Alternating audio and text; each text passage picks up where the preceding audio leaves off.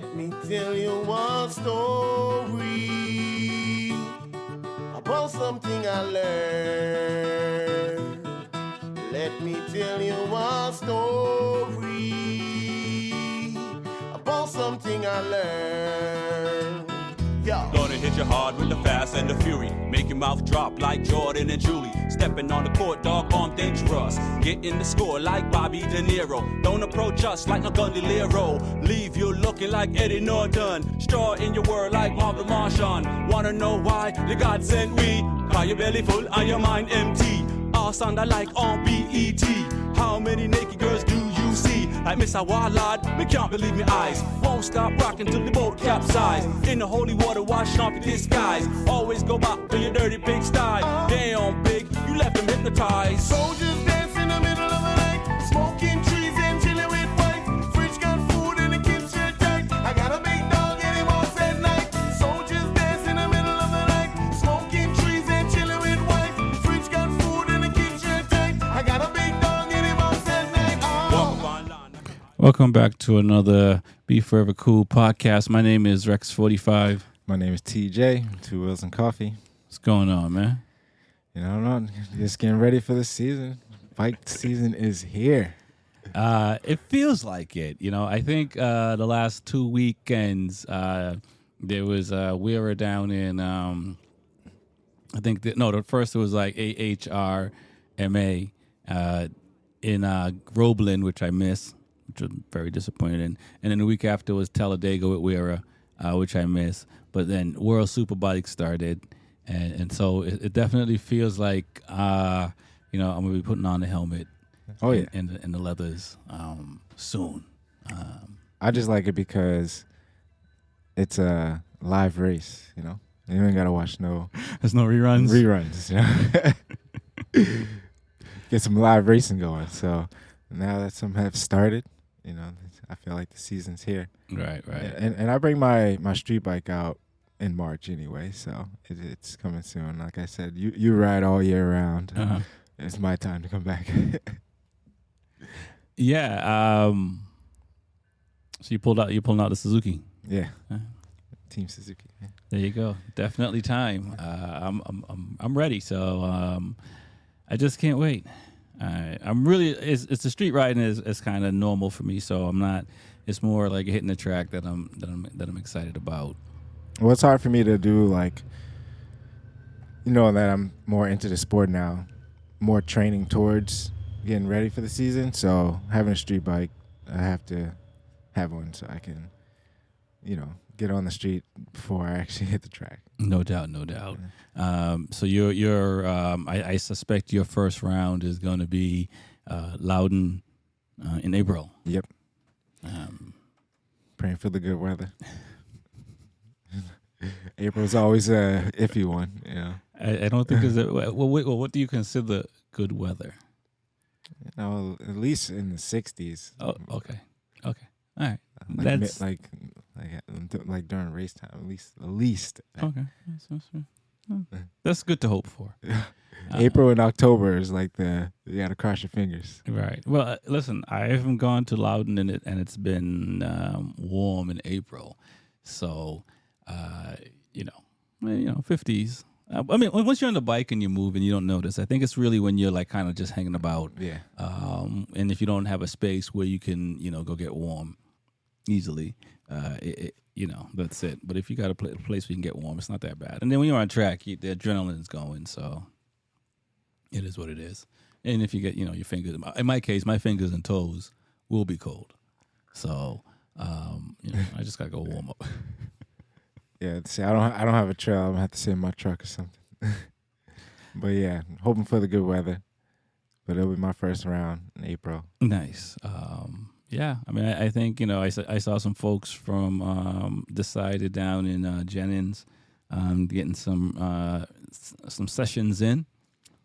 So that's pretty cool. I wish I was out riding already, but based on what's happening this year in my schedule, I don't think I'm really gonna ride until next month. Yeah, my schedule is always tight, but try to make room as much as I can. No doubt. So I know you had some things you wanted to talk about as far as to the track and that track thing. So let's. What about the go karting? We did. What are you talking about? Yeah, we can Yeah. we can start with that. So we had the 2 Wheels and Coffee. Yeah. First meetup. Which We went to the Rentham Supercharged, hit up the go karts, did a few races, got a couple snippets online, but it was fun. Yeah. It was fun. Definitely a little workout on the go karts. I wish I had a little more speed in them, but there's a lot of traffic. There was a lot of traffic, and I didn't realize until after my second race I should be hitting the green button on the steering wheel. Yeah, they give you a little boost, if you're doing good. And that would have saved me. Which the last race had helped, but that last race was the only I didn't get any footage of.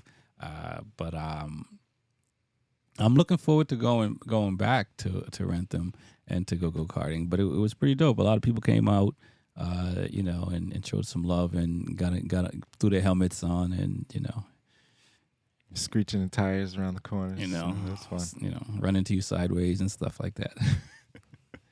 Yeah, it's cool tracks. They got 2 tracks there. The slightly the same and a little different. Yeah. But I don't know, which one's your favorite? I like both. I don't. They're Yeah, they're both pretty Yeah. good. I like track 2, just because it has like a fast. It's longer. corner. So track 2 is longer, and so but there's not a track I don't give me a vehicle and give me a track. I'm not gonna tell you I don't like it, unless I have options for other track that same day. But no, I started figuring it out, and like I've only gone a couple. This is my second time going, and if I go a few more times and figure it all out, because I think I posted. I had one lap where everything was just right, and I was just like, oh, if I had like 6 laps like this, what could I have done? Yeah, I wish I had a solid lap. I find myself always squeaking by somebody. Yeah, They tell you the flags and everything in the beginning. Everyone's like, yeah, okay, I don't know what you're saying. They be waving the flags like, hey, get out the way. passing that is like right in the way. Yeah. Using both lanes and everything. Yeah. And you got to be a little bit aggressive. At first, when I first started, I wasn't as aggressive, and you kind of have to be because, folks are not letting you by. They were not letting you by. Oh, yeah, you got to be aggressive. It was like, oh, I got passed, and I was like, oh, okay, that's what I got to do? Yeah, I was getting bumped by a guy. I'm like, did he have a go-kart faster than mine? And I was like in his way, but I was pushing. Yeah. And I'm just like, and he spun me out. So I'm like, wow. So yeah. Got to be aggressive. Go-karts. So that was pretty dope, man. Yeah, a little winter training. A little bit of winter training, a little bit of getting folks out, getting some food and chatting it up and having a good time and talking some trash. There were some folks there talking trash. Oh, yeah. I'm going to try to do it again pretty soon. So Gotcha. So definitely keep it locked for the next 2 Wheels and Coffee meetup. I don't know if it's going to be go-karts or throwing axe, but there's going to be a meetup. yeah, it might be on 2 wheels. Might be That on one. that too. You know what I'm saying? Or you might have to get some coffee. That's right. And so now MotoGP time. I'm not MotoGP. World Superbike. Yeah, we can talk about World SuperBike. We So- don't know nothing about MotoGP. No, But yeah. no World Superbike. cameras allowed. Not until day 1, which is a few weeks away now. Yeah, World Superbike's pretty interesting. Yeah, so the first 2 rounds have happened, Australia and then in Indonesia this past weekend.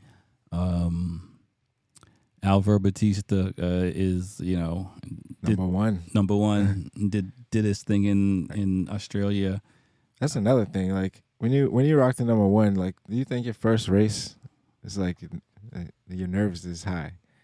Well, he's already a world title winner. I think it was 250, and I believe he may have even won a couple of races in MotoGP. So I think for him and his experience, it's different. I think for him it's different, and he as far as like handling the pressure. Yeah, seemed like he's just ready to go. Yeah, and he has a good bike underneath him. You know what I mean? So that helps. I mean, to win in the rain on a duck, and he was sideways at one point, and then to win all three down there, and that's a big statement for Jonathan Ray, who looks like he's struggling a little bit. Oh yeah, Top Rack is looking good. He struggled the first round. First race. Yeah, I think he's it's like Magic Johnson and LeBron and Larry Bird, meeting, seeing Michael Jordan and saying, okay, he's on a different level. I think round one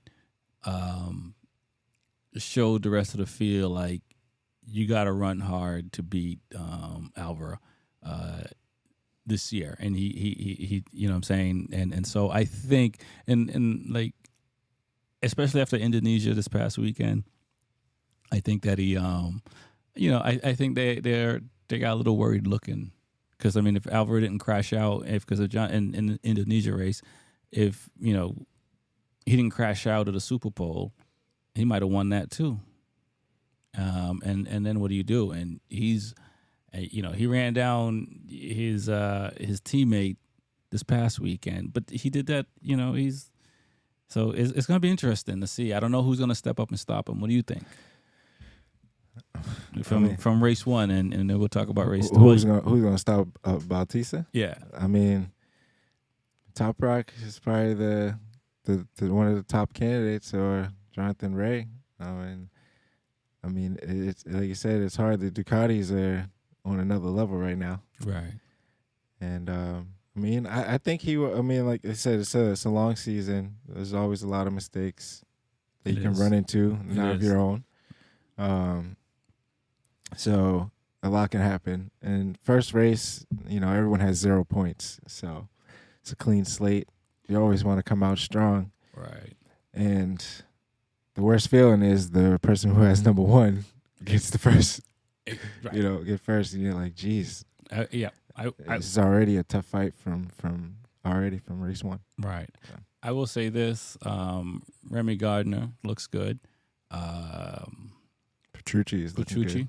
Looks good. I mean, some may say he's riding a little. You see what he did in the rain? He was aggressive. Yeah. And some may say he is.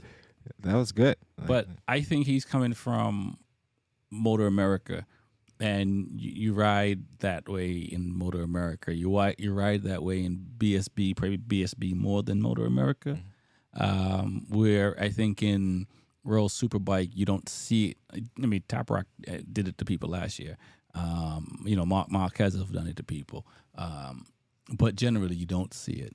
And whether he made a mistake or he did it deliberately, Petrucci's generally he's a good guy, so his intentions is, I don't think his intent is to be an asshole, but it might just been either a mistake or just a hard. It is what it is. If you got like with the go-kart, it's like if you see the space, you got to go for it. Yeah. Like that's what I like. It's not gonna show up again the next time around. So if it's you either go for it and hopefully it works out. Hopefully it sticks. Or you're gonna keep being stuck behind a slower rider. And just losing tenths along the way. Exactly, and so that it is what it is. I'll give him a pass because he is a good guy. And Remy Gardner, like I said, he looks good. Ika Lukuono looks good. This is second year out on the Honda. The Honda looks good in general. The BMWs look good. Garrett Gerloff, who switched from Yamaha to the BMW, looking good. I think the BMW. I'm no expert, but they're close.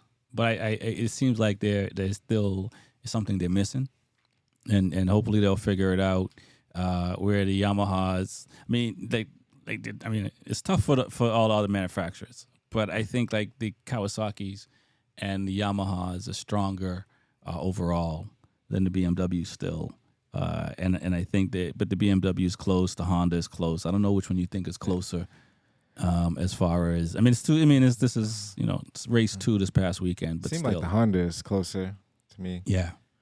But yeah, like everyone's still trying to have it figured out, but it seems like Bautista has it figured out. Yeah. Yeah. So yeah, it's gonna be tough. Right. Like, So I would. You did mention who would challenge him this year. I think that, or maybe I did. I think that Petrucci could challenge him. I think one of the newer riders is possible because they're young and they're gunning for it.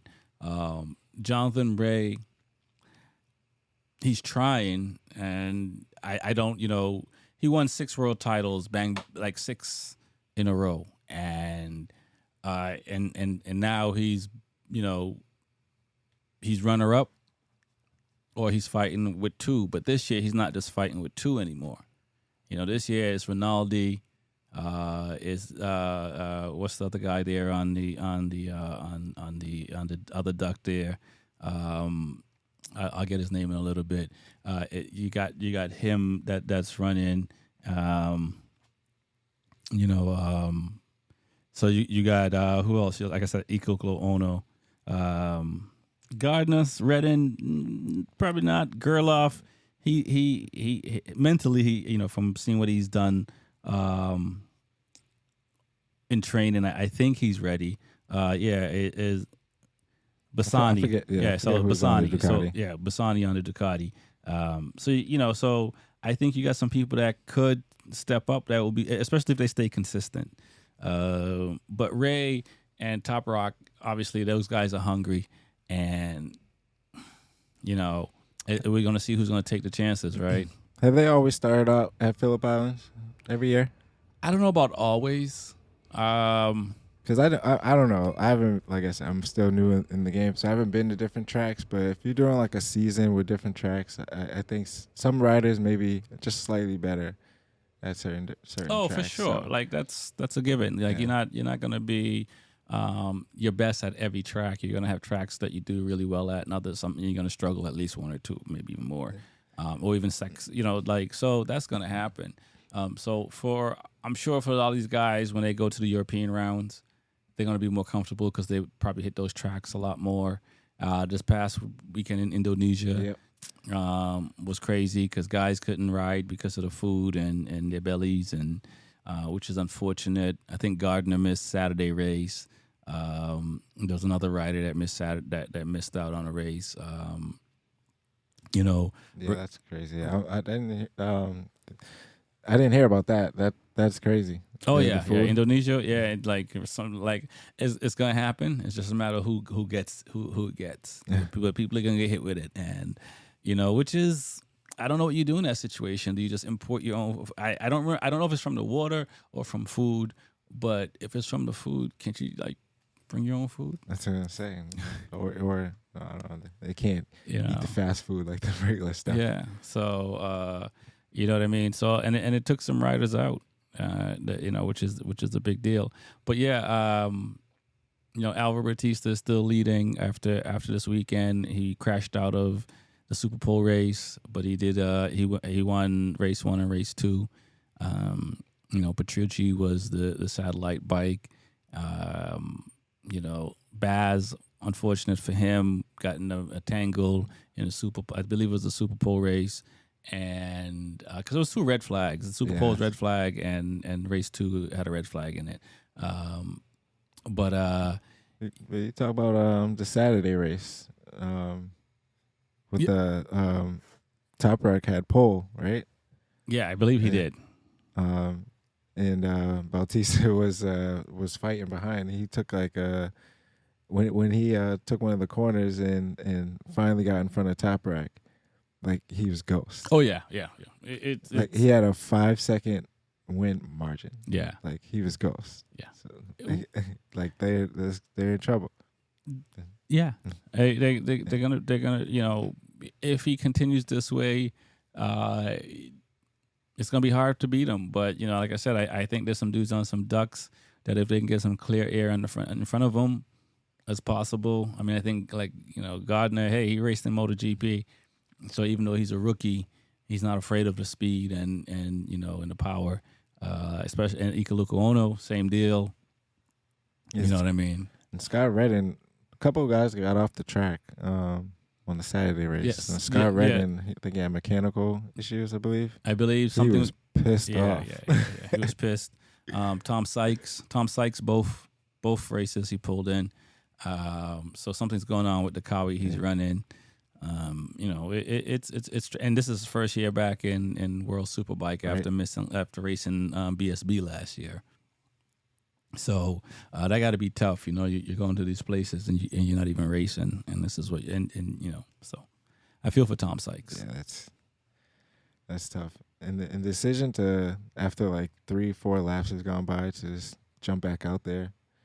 Yeah, at that point they're trying to probably figure something out on the bike. Which is they're professional and they're paid, so it's and you need the information. Yeah. So at the end of the day, at that point you kind of have to do that. These guys are pretty good, and when you can go out, when you can have a bad, you look at in the Super Pole race today, Alex Lowe crashed out, bike ripped in half. Red flag because there was oil because Jonathan Ray crashed out the next lap and they red flag it, and then after that he went out there and raced on a second bike. Which is rules are interesting for World Superbike, because it's like you have one bike but you can have a spare bike, and whatever the rules are, him and Ray could use their B bikes and go out and race, and so that mentality. To be able to forget what just happened and go back out and race. Keep the same pace. Yeah. It's just, what? It's just amazing. That's amazing. Just the way that they're riding too. They're riding hard. Yeah. And one thing I do like about the World Superbike is when you watch it, they show everybody. They show front, middle, back. Like even in the race that I saw yesterday. Bautista was winning, but I didn't see him at all. Right. Well, yeah, because it's not.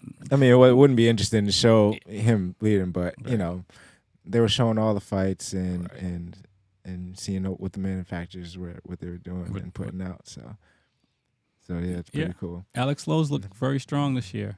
So we'll see what happens. He looks strong.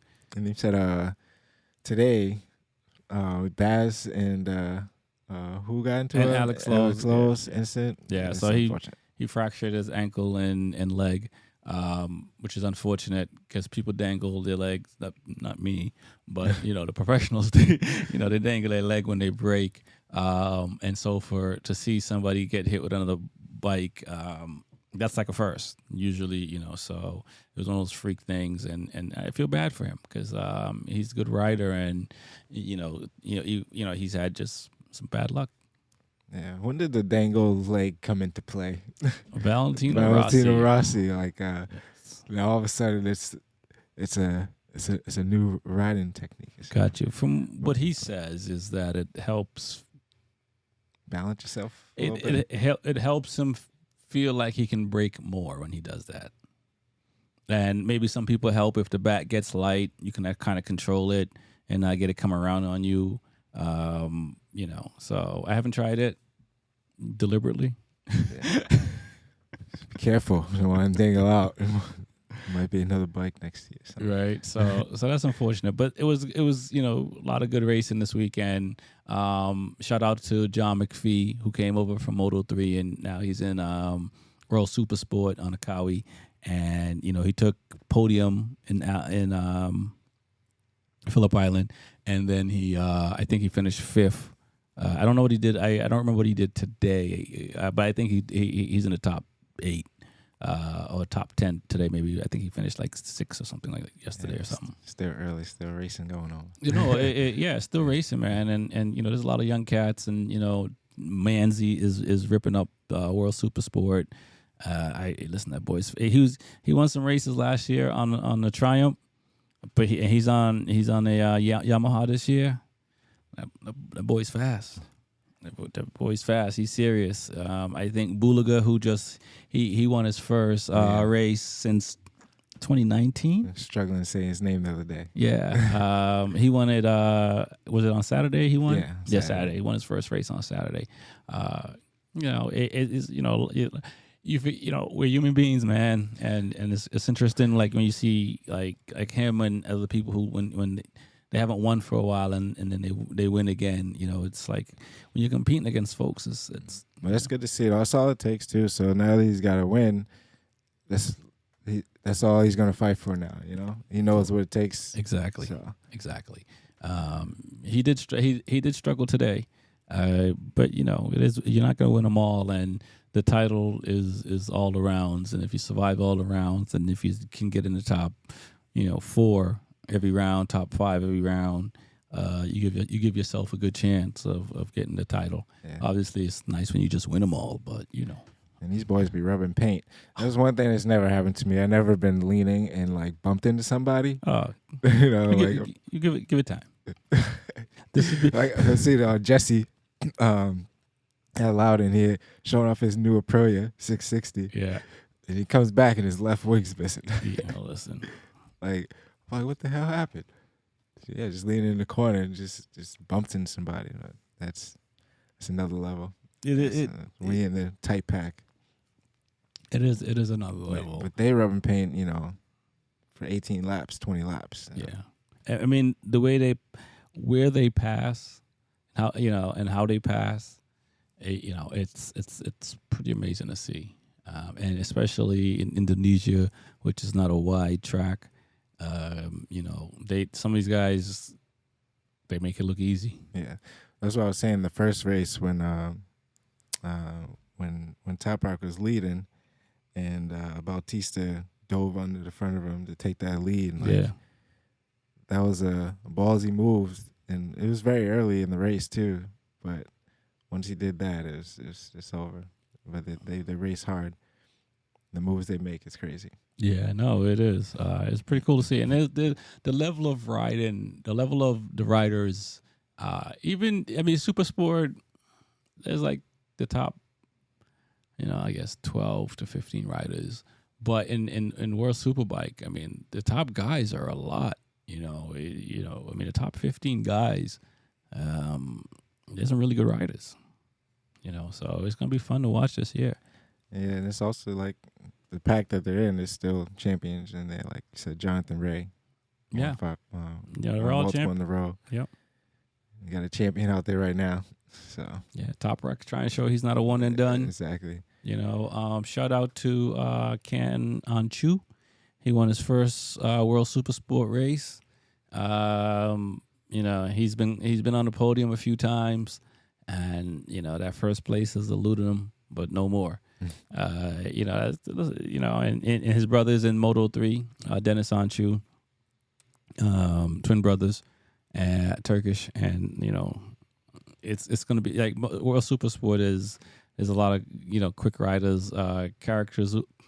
I'm characters. I gotta look up his name before I mess it up. But he's also really fast, and he won his first race after a few years as well.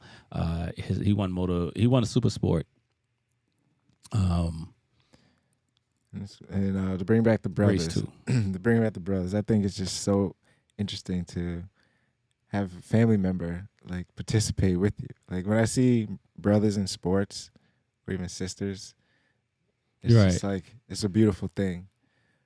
Oh yeah, for sure. It's just like the Marquez brothers. I'm just picking on racing now, right? And what is the British Superbike brothers?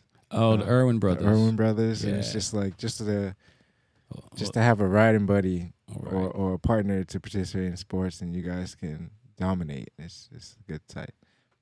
Federico Character Sulu, he won Super Sport today in Indonesia, yeah, and on a Ducati. It's interesting, the triumphs and the Ducatis and the Kawis. It's World Super Sport is fun to watch. And them scream. Like I said, I love hearing hit the rev limiter. And just hitting the ball, the bike's just pushing to the limit. No doubt. It's amazing, and they're at the limit. which is how you should be riding. So I think they're off for a few weeks. They're going to be in the Dutch round in Assen. Assen is a fun track. So we got a little bit of ways, but MotoGP starts in a few weeks. I'm looking forward to that. Unfortunately, Got no information. No information, but They're keeping secrets. what do you think the Ducatis are going to run away with it? I think it's all Ducati's fault why they're keeping secrets. You think Well, so? No. No, But I think, like you said, Ducati has 8 bikes. yeah. Like the chances are very high. Everyone on the bike they have is really good riders. All right.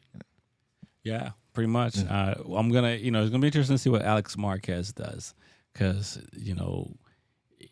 he was on a bike that was a problem, and now it's not. So is he gonna kind of have a breakout year, I don't think so. or is he gonna struggle? I think he's I don't know. I don't think he's gonna have a breakout year. Okay. I think you're a fan of Alex Marquez more than me. I just don't think he can do it.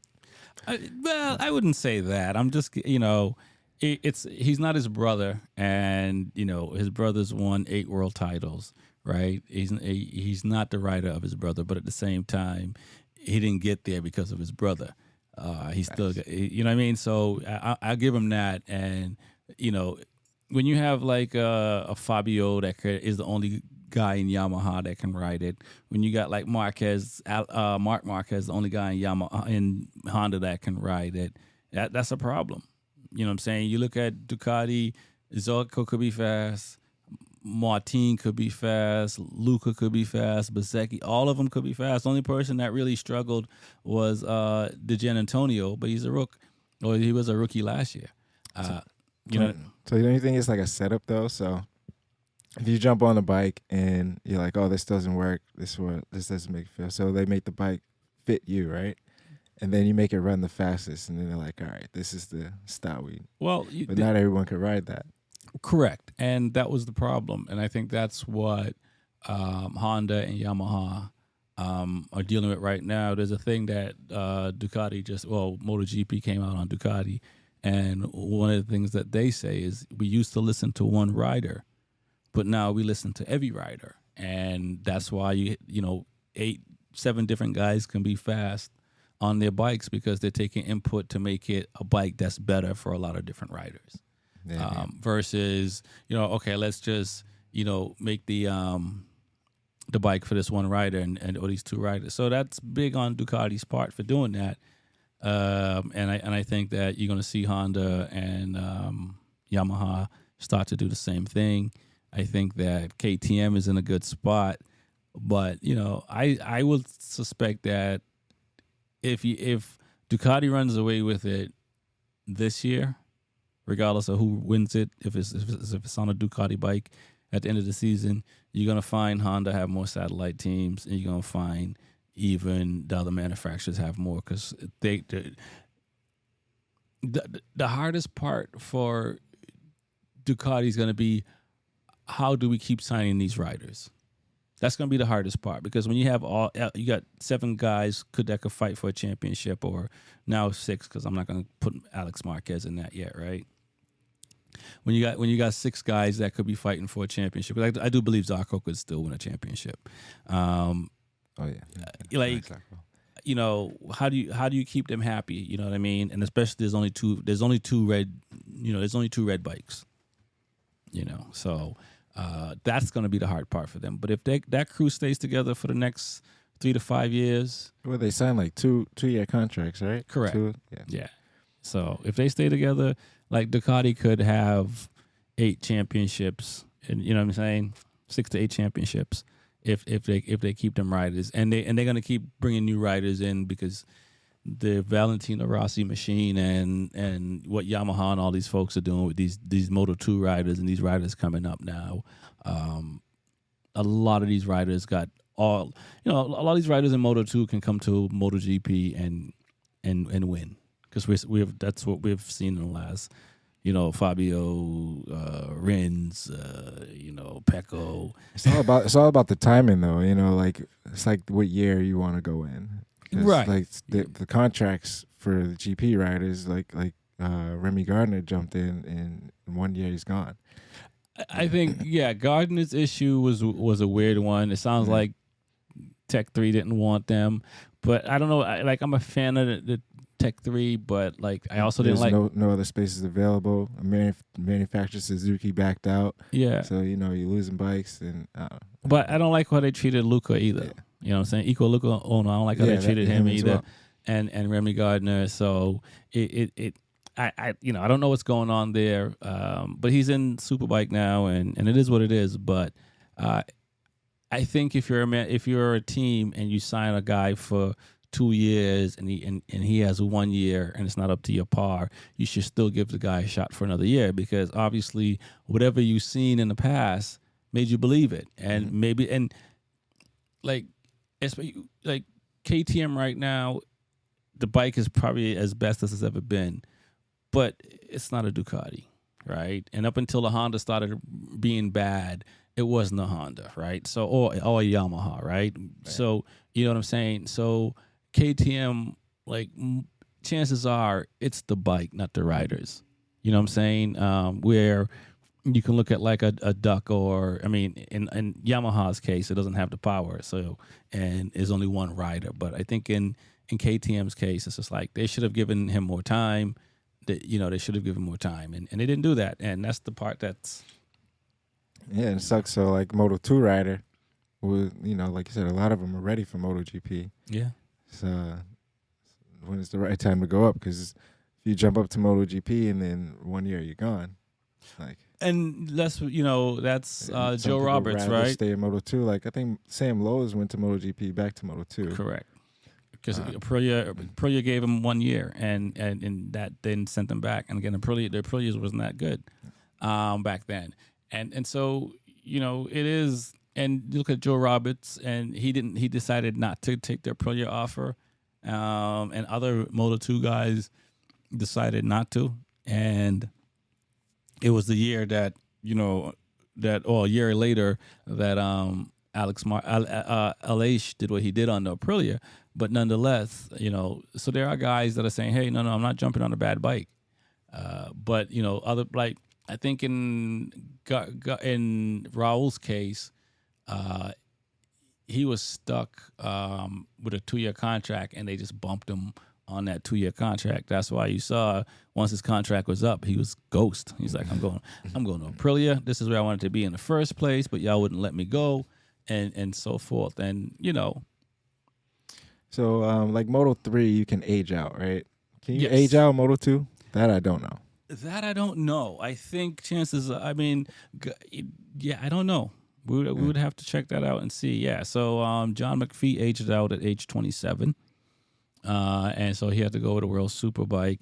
But I don't know what the limit is for Moto2. Because I know they try to shuffle riders around. Obviously, you want to keep the best competition, but for someone who's like wants to get to Moto3, 2, or GP, like, All right. you gotta get your chance when space is available. But if no one else moves, Well, that's going to say that's the tricky part, because once upon a time, riders would get like 1-2 years in MotoGP, and whether through injuries or a better rider coming out or whatever, they didn't really last that long. I mean, you had the Edwards, obviously you had Nicky Hayden, you had Rossi, you had Pedrosa, but then there's a lot of other guys that they weren't there that long. You know what I mean? And so, I mean, just like basketball, football, there's some people that come and get a year or two, injuries or what have you, they don't make it. But only the strong survive. yeah, but recently, like 2016, 17, the caliber of riders that have been coming out of Moto2 going into MotoGP, like all of them are really still there.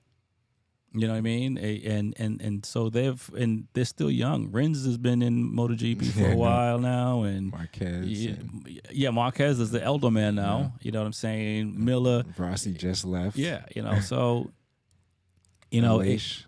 Aleix. So these guys, like the NBA and other sports, like folks taking care of their bodies better, eating better, training in different ways to stay healthy.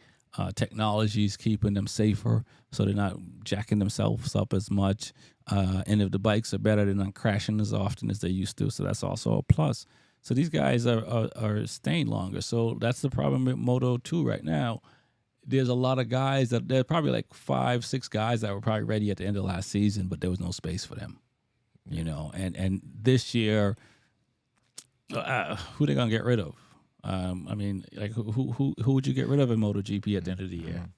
I mean, Taka Nakagami, maybe. I'm still rooting for him to get a pole. He's just on a bad bike. Yeah. He's just on a bad bike. Still. I mean, but that's what I'm saying. Who would you get rid of? Like, you know, at this point in time, like the young riders are the ones that are in the back. Before it used to be the old riders in the back, right? Now it's the rookies and those guys that are in the back. So, you know, it's gonna be like, who would you get rid of? So, and you got guys that want to come up. So, you know, That's why Bobier was like, I'm done. There's no chance. It's gonna take too long. Well, I don't know why he left. I know he's having a child and wanted to be back in the States, but I'm just always trying to make sense of it. yeah, I don't know. I mean, I'm glad that Gerloff is running. I'm glad that Roberts is running. You know, it definitely be nice to see more folks from the U.S. In MotoGP in general, and I know the U.S. is working on that. So I think you're going to see more riders going over between World Supersport and between World Superbike and MotoGP, and even BSB and stuff like that. So, you know, and we know a lot of young riders here. So it's just that you know that are in Moto America that could possibly make it over to World Superbike or MotoGP. So, you know, but you know, it's you know, not everybody gets the opportunity to go to MotoGP, World Superbike, NFL, NBA, you know, but we don't know why people that are really good in their sport, you know, walk away at the level, you know, I don't know if he considers himself at the peak of his career, but he's competitive. You know, he's less than a half a second, you know, from the top guys.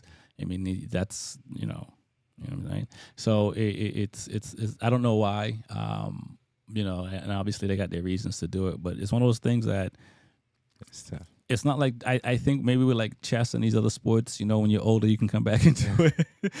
You can't go back into MotoGP, you know, unless you buy your way in, and these things and be at that level. You know, Can't ride the level. yeah, you know, so it you know, it is what it is. But I know he had the talent. I mean, who am I? But, you know, from the races I've seen, I know he has the talent, whether it was the bike underneath him or whatever the case may be.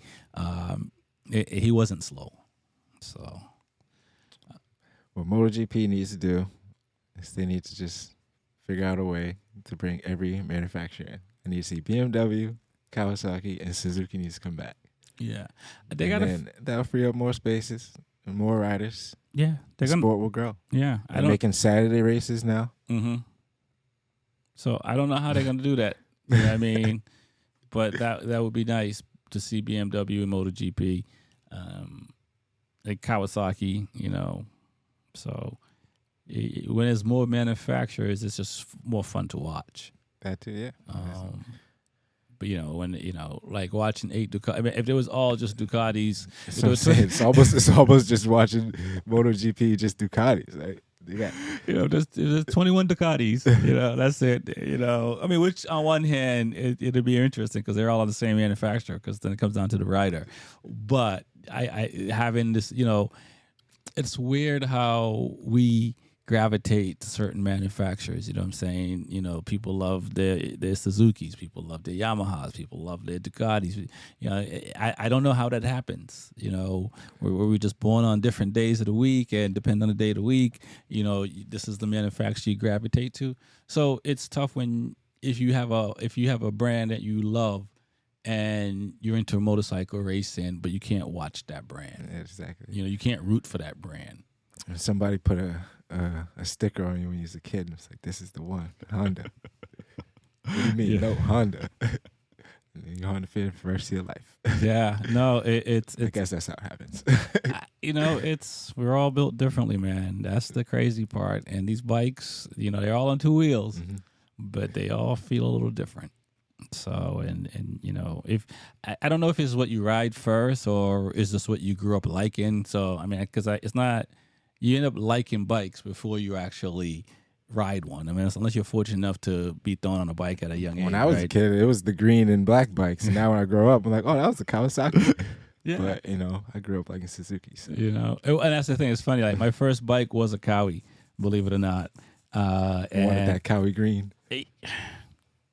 Yeah, because I did. You know what I mean? It was either, you know, at the time, you know, the R6 wasn't a thing at the time. That's how long ago that was.